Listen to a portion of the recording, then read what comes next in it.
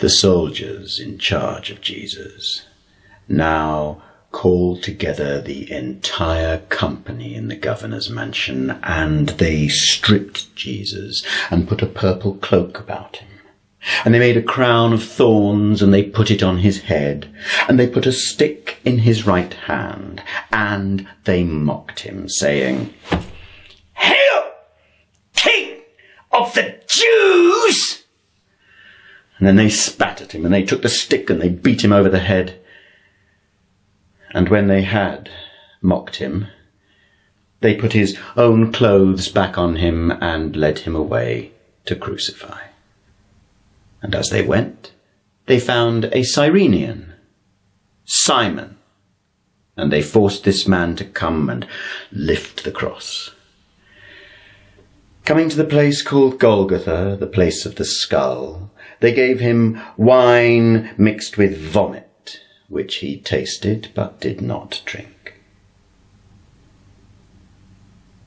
And when they had crucified him, they divided his clothes and drew lots for them as they guarded him. And they put a sign above his head with the charge against him written, "This is Yeshua, the King of the Jews."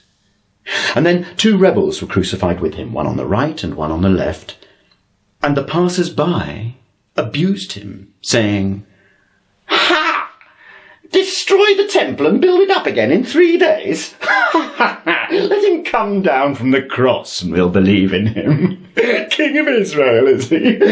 He saved others, but he can't save himself. Let God rescue him now if he wants him, for he said, 'I'm the Son of God.'" And the rebels crucified with him abused him in the same way. At noon, a darkness fell on all the land until 3. And at 3, Jesus cried out in a great voice, "Eli, Eli, lema sabachthani," which translated means, my God, why did you leave me?" But some bystanders heard this, and they said, "He's calling for Elijah." And one of them ran and got a sponge and filled it with vinegar and put it on a stick and gave him a drink. But the other said, "Leave him. Let's see if Elijah comes and rescues him." And again, Jesus cried out in a great voice and released his spirit. And behold, the veil of the temple was torn in 2 from the top to the bottom. The earth shook, rocks split, and the tombs of many sleeping saints were opened. And after his resurrection, they went into the holy city and were seen by many people.